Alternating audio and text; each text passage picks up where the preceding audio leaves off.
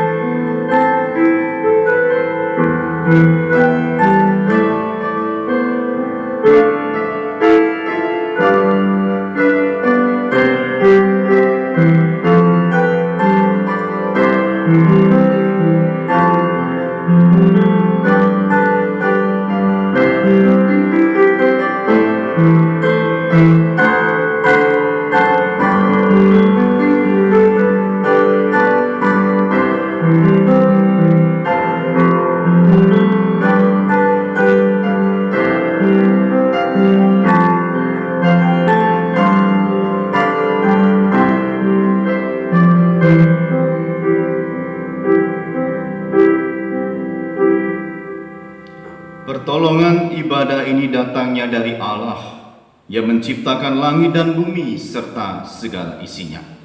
Kiranya kasih karunia dan damai sejahtera dari Allah Bapa, Allah Putra, dan Allah Roh Kudus menyertai saudara sekalian. Allah adalah Tuhan yang layak untuk dipuji dan disembah, menerima hormat kemuliaan dari umatnya. Mari kita menyembah Dia, memuji Dia, memberi penghormatan yang tertinggi kepada Allah Tritunggal. Hormat bagi Allah.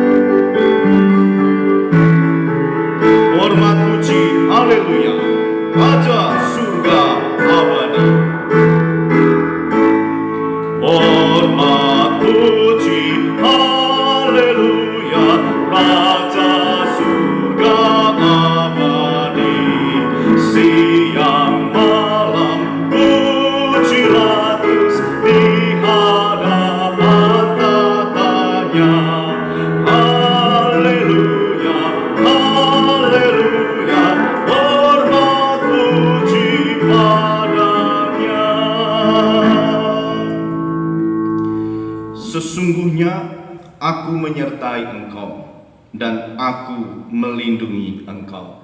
kemanapun engkau pergi, dan aku akan membawa engkau kembali ke negeri ini. Sebab aku tidak akan meninggalkan engkau, melainkan tetap melakukan apa yang kujanjikan kepadamu. Firman Tuhan di dalam Kejadian 28 ayat 15. Firman Tuhan ini menjadi satu penegasan bahwa Allah kita adalah Allah yang setia. Setia kepada umatnya, setia kepada perjanjiannya, yang akan memelihara dan memastikan umatnya dalam keadaan yang baik.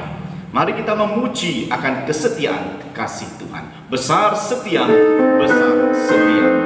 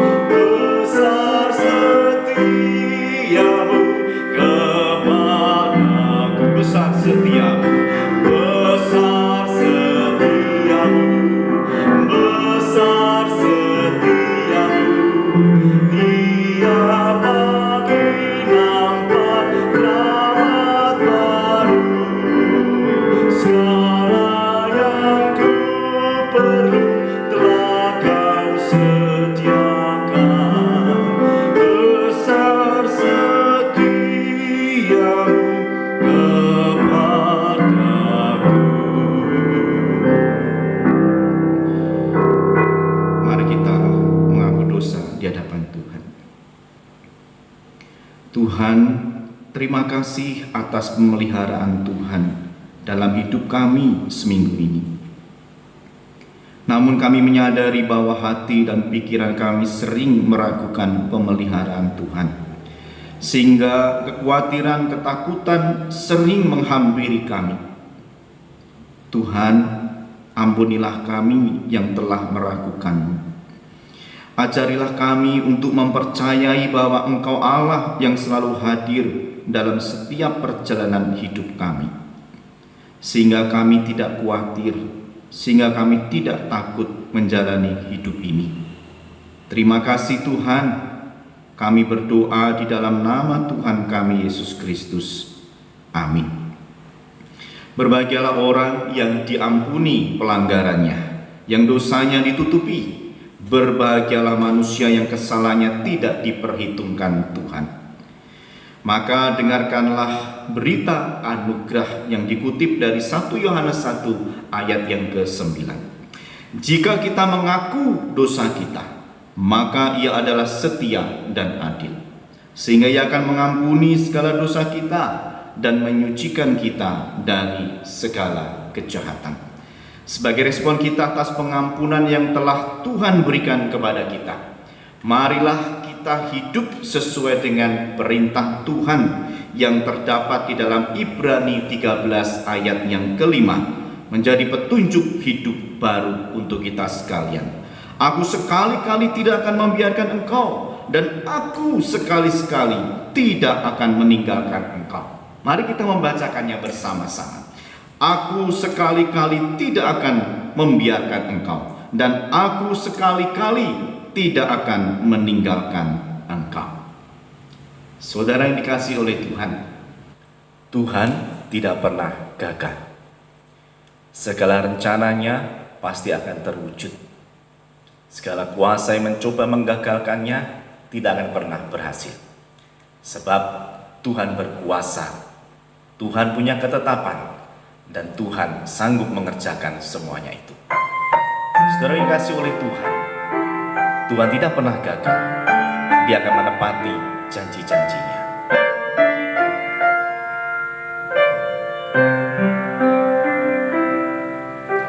Engkau yang lebih tahu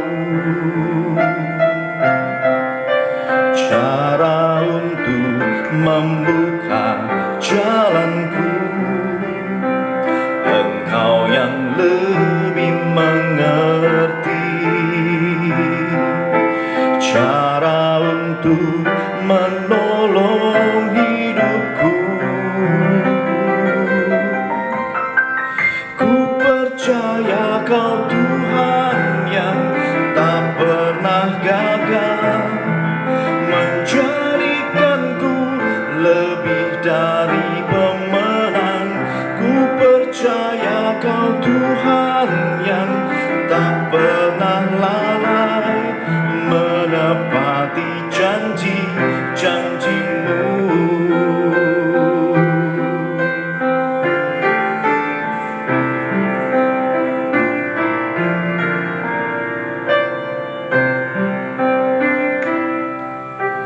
Engkau yang lebih tahu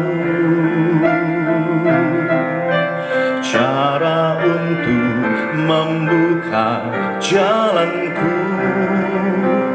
Engkau yang lebih mengerti cara untuk menolong hidupku. Ku percaya Kau Tuhan yang tak pernah gagal, menjadikanku lebih dari pemenang. Ku percaya Kau Tuhan yang tak pernah lalai, menepati janji-janji-Mu.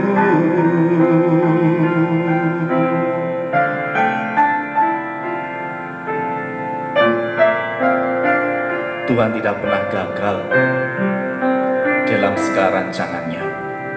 Tuhan tidak pernah lalai untuk menyatakan janji-janjinya. Mari bersama dengan umat Tuhan di sepanjang segala abada tempat, kita mengikrarkan pengakuan iman kita seturut dengan pengakuan iman rasuli. Apa yang kau percayai tentang Allah? Aku percaya kepada Allah, Bapa yang Maha Kuasa, Khalik langit dan bumi. Apa yang kau percayai tentang Yesus?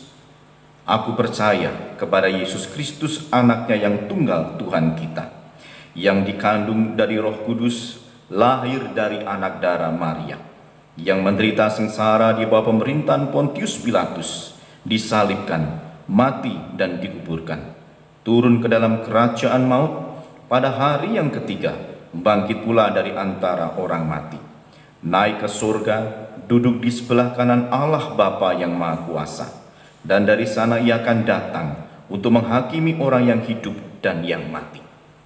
Apa yang kau percayai tentang Roh Kudus? Aku percaya kepada Roh Kudus, gereja yang kudus dan am, persekutuan orang kudus, pengampunan dosa, kebangkitan tubuh, dan hidup yang kekal. Amin. Jemaat yang terkasih, mari bersama-sama kita akan berdoa. Kita mendoakan bagi keadaan Indonesia, agar segera mengalami pemulihan dari Tuhan. Kita juga berdoa bagi jemaat Tuhan, agar mereka pun juga mengalami pertolongan dan pemulihan dari Tuhan. Mari kita satukan hati, kita berdoa. Bapa yang bertahta di dalam kerajaan surga, kepadamu kami datang di saat ini, bersyukur karena Engkau telah menganugerahkan kehidupan, menganugerahkan pertolongan dalam setiap perkara yang kami hadapi. Secara khusus dalam situasi pandemi corona yang sampai saat ini masih menjadi pergumulan tidak hanya Indonesia tapi seluruh dunia. Terima kasih Tuhan memberkati bangsa kami Indonesia. Dalam persoalan ini, bangsa ini boleh tetap Tuhan beri hikmat pertolongan sehingga dapat menjalani kehidupan dengan baik. Terima kasih para pemimpin-pemimpin kami, khususnya Presiden Joko Widodo, yang boleh memimpin negeri ini dan mengambil kebijakan-kebijakan strategis untuk membawa Indonesia tetap stabil secara ekonomi, bahkan secara kesehatan rakyat Indonesia pun juga mengalami jaminan. Tuhan, kami berdoa menyerahkan supaya masyarakat Indonesia semakin mentaati anjuran pemerintah. Mereka menjaga kesehatan, menjaga kebersihan, dan mereka tetap menerapkan protokol untuk kesehatan. Tuhan berkati tim medis, Tuhan beri kemampuan dalam merawat para pasien. Tuhan juga menolong mereka menjauhkan dari sakit penyakit tertular virus ini. Berkati pula ekonomi Indonesia semakin membaik, bahkan ekonomi dunia pun juga semakin membaik. Kami berdoa bagi jemaat Tuhan di GKT 2. Terima kasih pemeliharaan Tuhan atas hidup mereka di tengah situasi saat ini. Kami percaya bahwa Tuhan juga menolong secara rohani, iman mereka boleh bertumbuh, bahkan mereka tetap bersandar kepada Tuhan. Kerinduan jemaat untuk beribadah di gereja, Tuhan sendiri akan menolong sehingga ketika waktunya tiba kami bisa beribadah lagi di gereja. Biarlah kami mengungkapkan dengan penuh kerinduan, bisa semakin setia kepada Tuhan, bahkan semakin boleh terlibat di dalam pelayanan-pelayanan gerejawi. Tuhan, kuatkan jemaat Tuhan di dalam pergumulan saat ini. Mereka yang mungkin mengalami kesulitan dalam pekerjaan, mengalami situasi yang sulit secara ekonomi, mari Tuhan Engkau pelihara mereka, Tuhan cukupkan mereka, dan biarlah mereka tetap belajar untuk bersandar kepada Tuhan. Saudara-saudara kami yang di dalam kelemahan tubuh, Tuhan pun juga menjangkau mereka, bahkan menjamah mereka, memberi kekuatan khusus, sehingga mereka tetap dalam keadaan baik, iman mereka semakin bertumbuh dan mempercayakan hidup kepada Tuhan. Terima kasih ya Tuhan, kami merindukan bahwa suatu saat nanti kami bisa berhimpun, berkumpul, beribadah lagi di dalam gereja Tuhan, bisa beraktivitas seperti sedia kala. Anak-anak bisa sekolah, kami yang dewasa bisa bekerja, bisa melakukan berbagai macam hal di luar rumah tanpa harus khawatir ataupun takut dengan sakit penyakit. Terima kasih ya Tuhan, nyatakan kuasa-Mu, nyatakan rencana-Mu atas negeri kami Indonesia. Kami berdoa dalam nama Tuhan Yesus. Amin. Saudara-saudaraku yang dikasihi oleh Tuhan, dalam masa-masa seperti ini kita seharusnya terus berharap bersandar kepada Tuhan. Karena kita tahu bahwa Allah adalah Allah yang peduli, Allah yang mengerti pergumulan hidup kita. Maka serahkanlah seluruh hidup kita kepada Tuhan, sebab Allah mengerti, Allah peduli.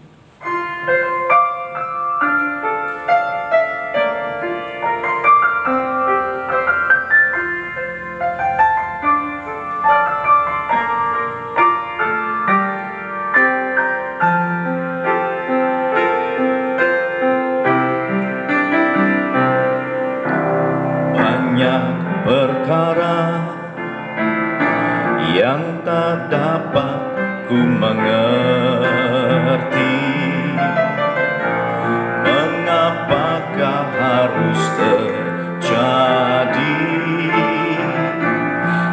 dalam kehidupan ini, satu perkara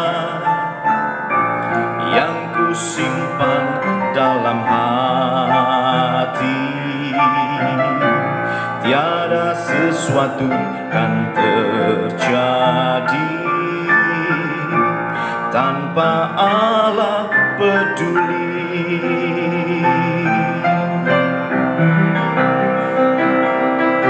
Allah mengerti, Allah peduli segala persoalan yang kita hadapi, tak akan pernah dibiarkannya ku bergumul sendiri, sebab Allah mengerti.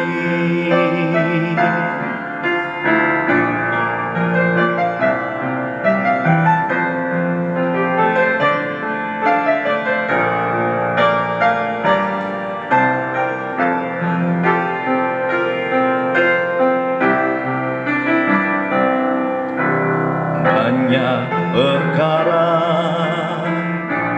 yang tak dapat ku mengerti, mengapakah harus terjadi di dalam kehidupan ini. Satu perkara yang ku simpan dalam hati, tiada sesuatu kan terjadi tanpa Allah peduli. Allah mengerti, Allah peduli. Allah mengerti, Allah peduli segala persoalan yang kita hadapi, tak akan pernah dibiarkannya ku bergumul sendiri, sebab Allah mengerti.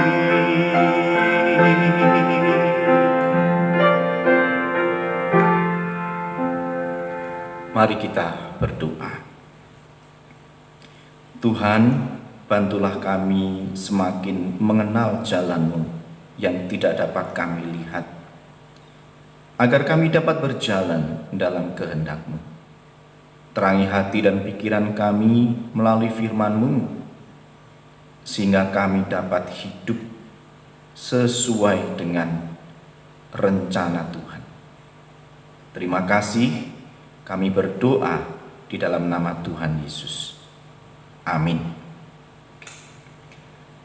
Saudara-saudaraku yang dikasihi oleh Tuhan, pada pagi hari ini kita akan bersama-sama merenungkan firman Tuhan dengan tema tidak ditinggalkannya sendiri. Untuk mendasari perenungan kita pada pagi hari ini, saya ajak kita membuka bagian firman Tuhan di dalam Injil Yohanes 20 ayat 19 sampai 21. Injil Yohanes 20 ayat 19 sampai 21.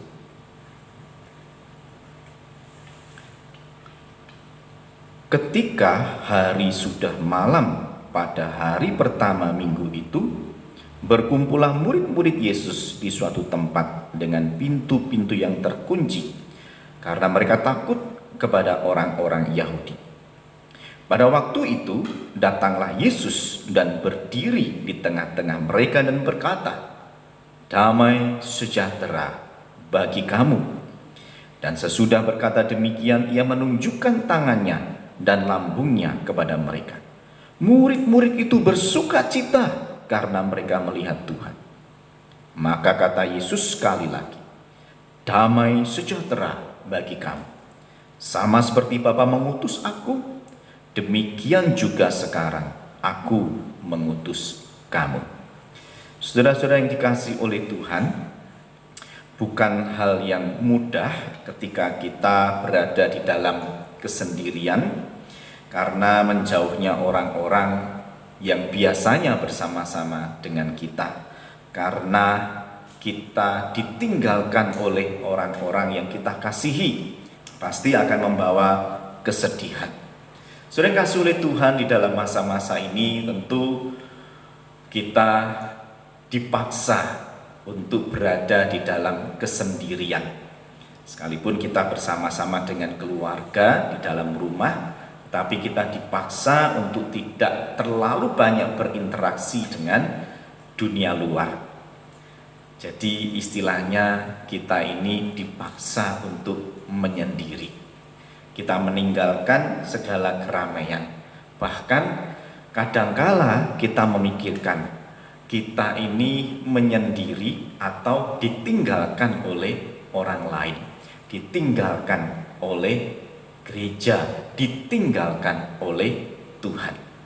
Saudara yang dikasih oleh Tuhan, memang berada dalam kesendirian, ditinggalkan orang yang kita cintai, orang yang kita kasihi, ditinggalkan dengan suasana yang biasa kita alami, sesuatu yang tidak menyenangkan. Saudara, keadaan ditinggalkan juga pernah dialami oleh Tuhan Yesus. Ketika berada di Taman Getsemani, biasanya Tuhan Yesus itu kalau dia mau menyendiri, dia mau berdoa, selalu minta supaya murid-muridnya jauh, ya, dia pasti pergi menyendiri untuk berdoa. Tapi kali ini dia minta ditemani oleh beberapa muridnya karena dia ingin berdoa, satu pergumulan yang berat yang ingin dia sampaikan kepada Bapaknya. Biasanya dia kalau berdoa menyendiri, tapi kali ini dia berdoa minta ditemani. Tetapi saudara, sekalipun minta ditemani, tapi tetap dia mengalami kesendirian. Kenapa? Karena murid-murid yang diminta untuk menemaninya justru malah tidur. 3 kali Tuhan Yesus itu minta untuk ditemani, tapi tetap saja murid-muridnya tertidur. Lalu selanjutnya ketika Yesus itu ditangkap, semua murid itu berlarian meninggalkan Tuhan Yesus. Tuhan Yesus ditinggalkan di dalam penawanan. Kemudian saat diadili, tidak ada seorang pun yang membela Tuhan Yesus. Bahkan Petrus menyangkali Yesus sebagai gurunya. Saat disalibkan, Bapak Ibu Saudara, Tuhan Yesus juga ditinggalkan oleh murid-muridnya. Hanya Yohanes dan beberapa perempuan yang berada di dekat Tuhan Yesus. Dan bahkan saat menjemput ajal, Yesus berseru kepada Bapaknya, "Allahku, Allahku, mengapa engkau meninggalkan aku?" Jeritan karena ditinggalkan sendiri di dalam penderitaan. Saudaraku, Tuhan Yesus rela meninggalkan apa yang dia alami sebelumnya, kebersamaan dengan murid-muridnya, kebersamaan dengan orang-orang yang mengeluh-elukan dirinya sebelumnya. Kali ini dia harus ditinggalkan sendiri. Dia rela ditinggalkan sendiri supaya dia bisa menanggung penderitaan yang seharusnya dialami oleh manusia yang berdosa. Jadi Tuhan Yesus disalibkan dan ditinggalkan sendiri untuk menggantikan posisi orang berdosa yang seharusnya ditinggalkan oleh Tuhan. Karena kasih dari Tuhan Yesus, maka Tuhan Yesus mengambil alih keadaan ditinggalkan, sekalipun dia harus mengalami penderitaan yang luar biasa. Saudara kasih oleh Tuhan, Nabi Yesaya sangat gamblang menggambarkan penderitaan kesendirian yang dialami oleh Tuhan Yesus. Dalam pasal 53 kitab Yesaya, di situ diungkapkan, ia dihina dan dihindari orang. Dihina dan dihindari orang. Berarti tidak dianggap, bahkan dilecehkan. Ia sangat dihina sehingga orang menutup mukanya terhadap dia. Tidak dianggap dan dilecehkan. Kemudian, dan bagi kita pun dia tidak masuk hitungan. Saudara, Allah yang mulia harus datang ke dalam dunia menjadi manusia, dihina, dihindari orang, tidak termasuk hitungan, lalu orang menutup mukanya terhadap dia. Satu penderitaan bagaimana ditinggalkan. Saudara, melalui kematian Yesus Kristus bisa mengerti, merasakan, menyelami keadaan ditinggalkan sendirian. Sehingga dia bisa menghiburkan murid-muridnya. Dia bisa menguatkan murid-muridnya. Bahkan mendampingi murid-murid atau umatnya yang ditinggalkan sendirian. Saudara, keadaan ditinggalkan itu juga dialami oleh murid-murid Tuhan Yesus yang baru saja kita baca tadi. Mereka biasanya bersama-sama dengan Tuhan Yesus. Namun sejak Yesus Kristus itu disalibkan, mereka serasa diisolasi, dikarantina istilahnya kalau sekarang ya. Diisolasi. Mereka mengisolasi diri, mengkarantina diri. Mereka berada di dalam ruangan di mana semua pintu-pintu itu terkunci rapat. Karena mereka mengalami ketakutan. Kalau nanti ditemui oleh orang Yahudi, mereka ditangkap dan dihukum sama seperti guru mereka dihukum. Saudara, awalnya sebelum Yesus mati, mereka mengalami seperti orang-orang yang terkenal, seperti artis. Karena Yesus dieluk-elukan, maka mereka pun yang menjadi murid-muridnya ikut merasa tersanjung. Tapi kali ini mereka betul-betul mengalami ditinggalkan oleh gurunya dan ditinggalkan oleh orang-orang yang mengeluh-elukan mereka.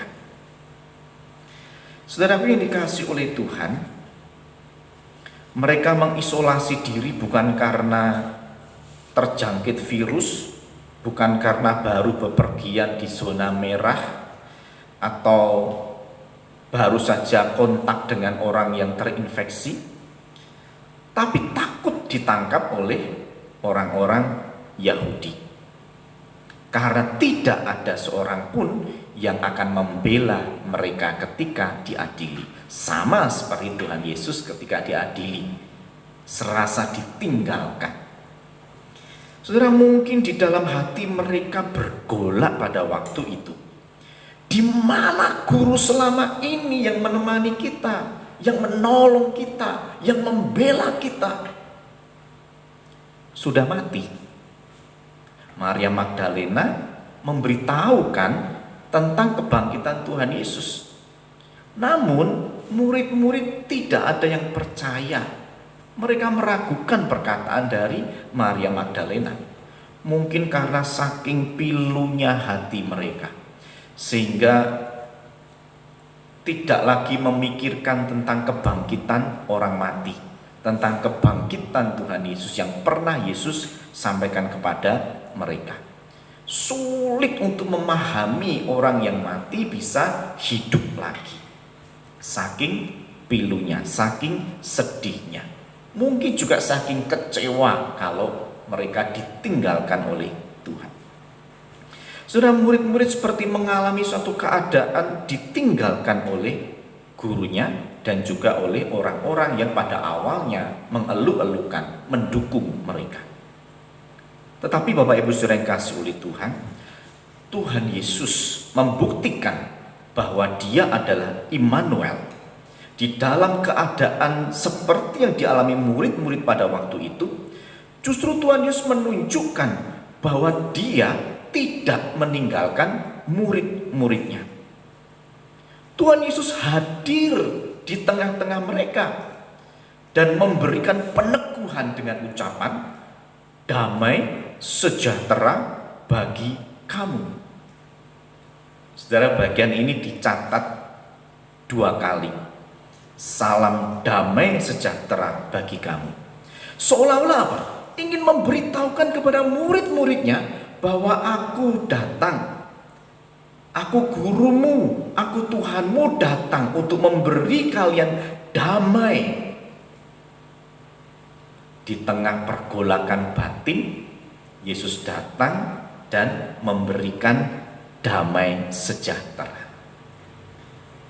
Rasanya ketakutan mereka, kekecewaan mereka, kesedihan mereka yang mendalam itu serasa hilang. Saudara yang dikasihi oleh Tuhan, kehadiran yang tidak diduga dan tidak terpikirkan oleh murid-murid ini adalah kehadiran yang menenteramkan, kehadiran yang menenangkan hati ataupun pikiran dari murid-murid yang saat itu sangat kalut, bahkan seolah-olah merasa ditinggalkan oleh gurunya. Kehadiran Tuhan Yesus sungguh-sungguh menguatkan, bahkan meneguhkan hati dari murid-murid Tuhan Yesus. Muncul kembali keyakinan bahwa gurunya, bahwa Tuhannya tidak meninggalkannya, tapi tetap menyertainya. Maka dituliskan bahwa murid-murid itu bersuka cita ketika mereka melihat Tuhan Yesus. Kekuatan kembali muncul, keteguhan kembali muncul, perasaan kecewa mulai luntur, perasaan ditinggalkan oleh Yesus juga mulai luntur. Saudara, kehadiran Yesus ini menjadi penegasan bahwa yang pertama, Tuhan itu hidup. Kebangkitan Yesus dan kehadirannya di antara murid-muridnya menjadi bukti tegas bahwa Tuhan Yesus tidak mati, namun Dia bangkit dan Dia hidup. Karena Tuhan Yesus hidup, maka Dia bisa peduli kepada murid-muridnya. Maka yang kedua, kehadiran Tuhan Yesus menjadi penegasan bahwa Tuhan Yesus itu peduli. Tuhan Yesus menunjukkan kepeduliannya kepada murid-murid dengan hadir di tengah-tengah kekalutan hati dan pikiran mereka, Bapak Ibu Saudara. Bahkan Tuhan Yesus menenteramkan hati mereka dengan ucapan salam damai sejahtera bagi kamu. Ketika Tuhan Yesus datang ke dunia, sesungguhnya kita sudah tahu bahwa Tuhan Yesus peduli kepada manusia yang berdosa. Kalau Dia tidak peduli, tidak mungkin Dia mau datang ke dalam dunia ini, bahkan mau mati disalibkan bagi kita yang berdosa. Dia peduli dengan penderitaan manusia. Itu sebabnya Dia mau berkorban bagi kita. Salib adalah lambang kesanggupan dan kerelaan dari Yesus untuk mempedulikan manusia yang berdosa. Lalu yang ketiga, Bapak Ibu Saudara, kehadiran Yesus pada saat itu menjadi penegasan bahwa Tuhan itu dapat dipercaya. Saudara, memang murid-murid pada awalnya tidak percaya pada kebangkitan Yesus.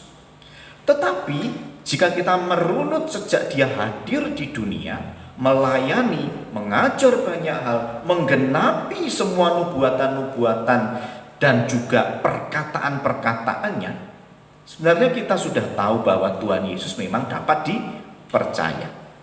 Dan memang tidak dilakukan lagi, tidak bisa diragukan lagi, Tuhan Yesus dapat dipercaya. Tapi itu kita sekarang, karena sudah membaca, sudah melihat perjalanan hidup Yesus. Tapi bagi murid-murid pada waktu itu, mungkin mereka juga bertanya-tanya.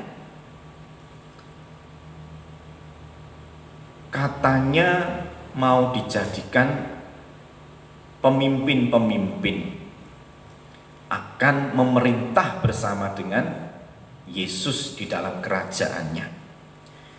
Nah, sekarang kalau Yesus mati, bagaimana mungkin bisa menjadi pemimpin di kerajaannya Yesus?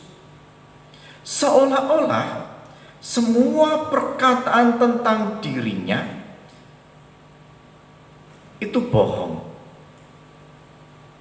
Tapi Bapak Ibu Saudara yang kasih oleh Tuhan, kalau pada akhirnya kita melihat apa yang dikerjakan oleh Tuhan Yesus, dia bangkit dan menampakkan diri kepada murid-murid, ternyata apa yang selama ini disampaikan oleh Tuhan Yesus, yang dinubuatkan oleh para nabi, termasuk juga perkataan-perkataan Tuhan Yesus, semuanya itu tergenapi dan semuanya adalah kebenaran. Dia akan mati dan pada hari yang ketiga akan bangkit, dan ternyata betul mati dan pada hari yang ketiga hidup lagi atau bangkit. Jadi Yesus dapat dipercaya dan dia tidak pernah meninggalkan murid-muridnya. Dia tetap bersama dengan murid-muridnya. Maka sebutan Immanuel itu tepat sekali, karena dia tidak pernah meninggalkan murid-muridnya.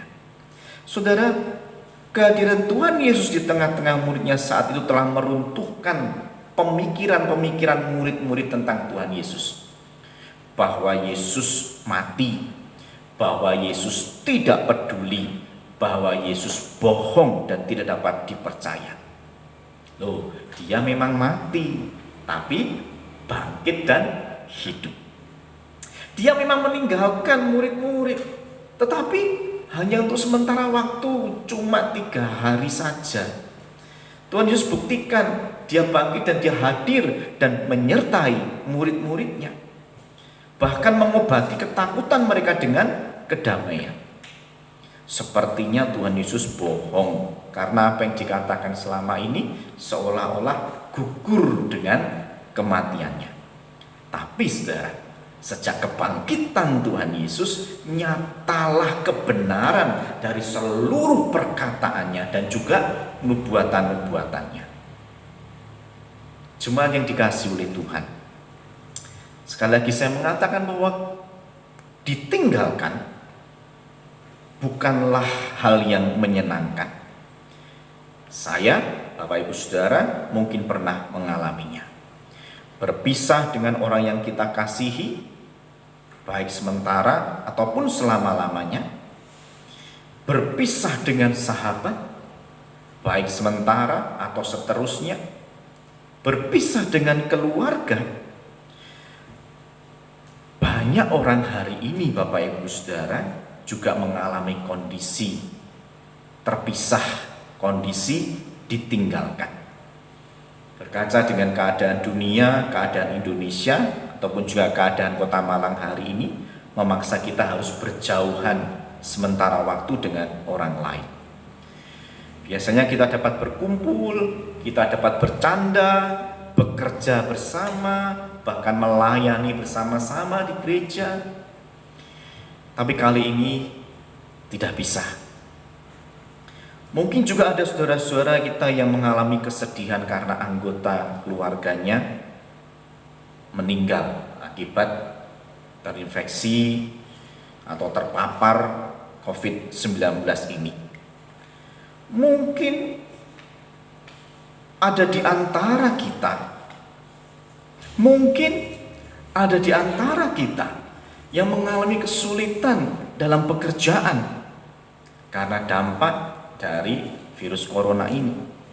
Dirumahkan tanpa gaji, tidak bisa berjualan, padahal keluarga harus tetap makan.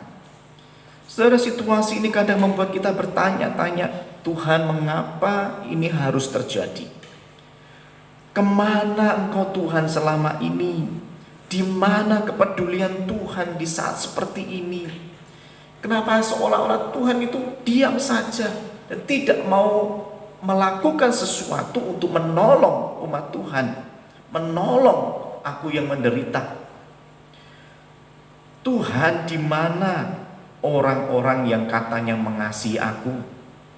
seolah-olah mereka pergi dan tidak memperdulikan aku dan membiarkan aku dalam kesendirian ini. Tuhan, sampai kapan situasi seperti ini terus terjadi dan menimpaku? Saudara, mungkinkah Tuhan sudah meninggalkan kita? Jika Tuhan tidak bangkit, maka memang benar Tuhan sudah meninggalkan kita. Tetapi Tuhan Yesus bangkit dan Dia menampakkan diri kepada murid-murid, dan Dia memberi damai sejahtera bagi murid-murid, dan Dia membuktikan kebenaran-kebenaran yang sudah Dia sampaikan. Berarti Tuhan Yesus tidak meninggalkan kita. Itu artinya Immanuel itu betul-betul nyata bagi orang-orang yang percaya kepada Tuhan Yesus. Saudara, Dia hidup. Dia melihat apa yang kita alami. Dia juga bersama-sama dengan kita menanggung apa yang kita alami. Dia hadir di tengah-tengah kita. Dia ada bersama dengan kita. Dan Dia peduli dengan apa yang sedang kita alami hari ini.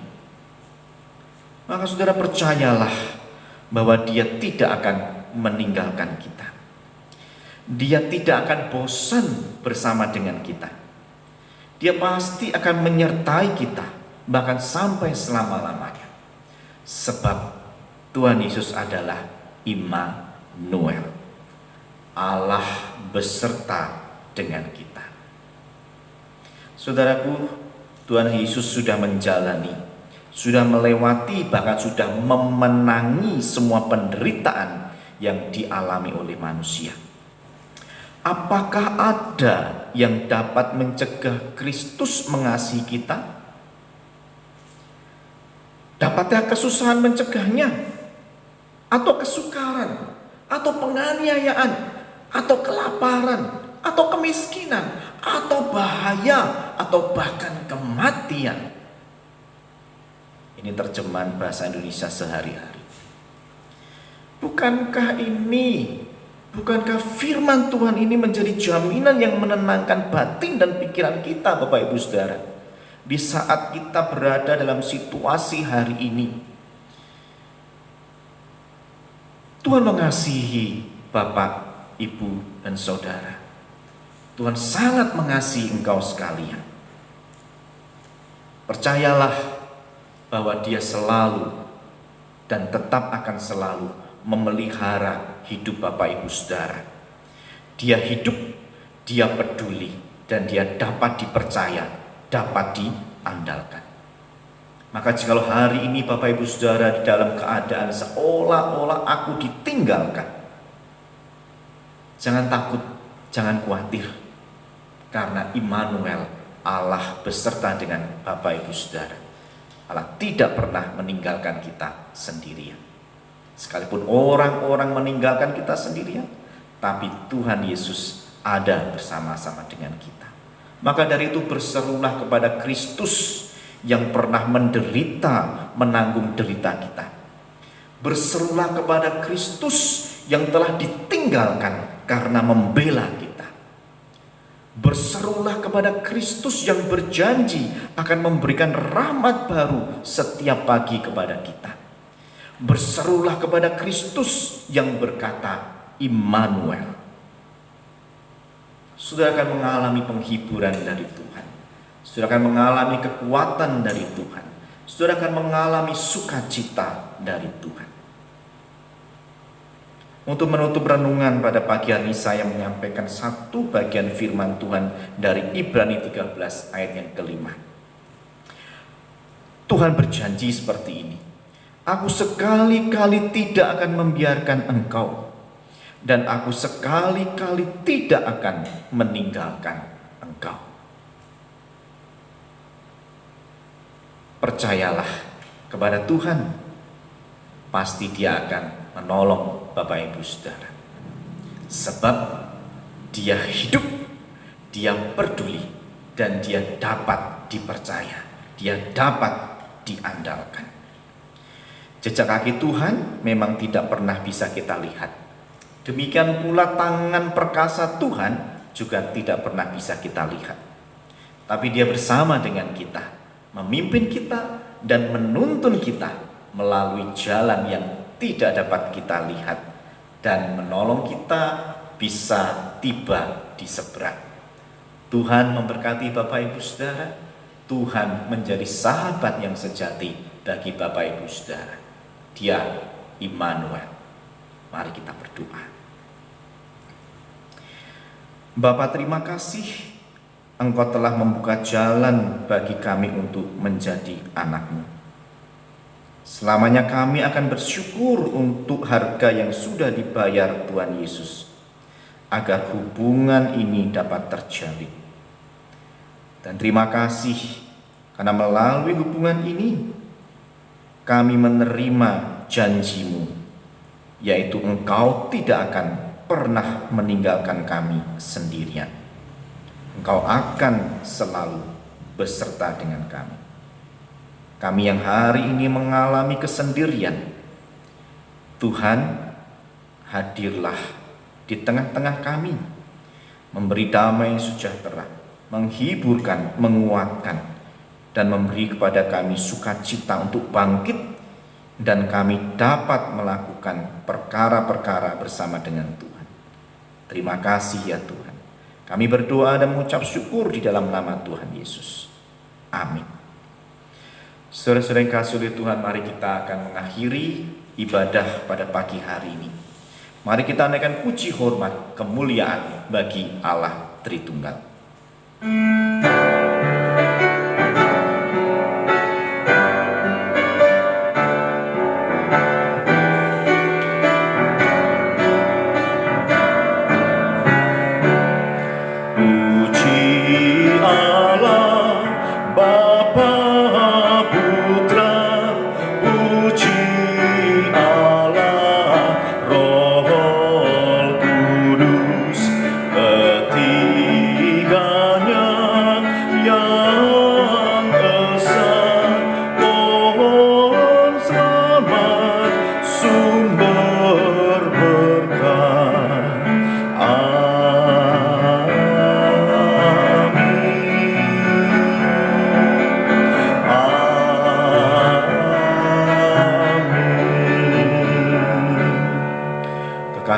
Kekasih Allah, peganglah janji Tuhan. Arahkanlah hatimu kepada Tuhan dan terimalah berkat dari Tuhan. Tuhan memberkati engkau dan melindungi engkau. Tuhan menyinari engkau dengan wajah-Nya dan memberi engkau kasih karunia. Tuhan menghadapkan wajah-Nya kepadamu dan memberi engkau damai sejahtera. Amin. Selamat hari Minggu, sampai jumpa minggu depan. Dan saya tetap menghimbau kepada Bapak Ibu Saudara untuk tetap menjaga kesehatan kita, menjaga pola hidup sehat, pola hidup yang bersih, ikuti semua arahan atau anjuran dari pemerintah untuk mencegah penyebaran virus corona ini. Kalau Bapak Ibu Saudara terpaksa harus keluar rumah, melakukan aktivitas, bekerja, berbelanja, dan lain sebagainya, jangan lupa menggunakan masker. Dan tetaplah mendukung pekerjaan Tuhan melalui gereja GKT Jemaat 2. Persembahan Bapak Ibu Saudara dapat disampaikan melalui rekening yang sudah ada. Dan apabila Bapak Ibu Saudara kesulitan, mungkin bisa mengumpulkan persembahan secara mandiri, dan kelak ketika waktu sudah memungkinkan kita bersama-sama lagi berkumpul di gereja, bawalah persembahan-persembahan itu kepada Tuhan melalui gereja. Tuhan Yesus memberkati Bapak Ibu Saudara. Sampai jumpa.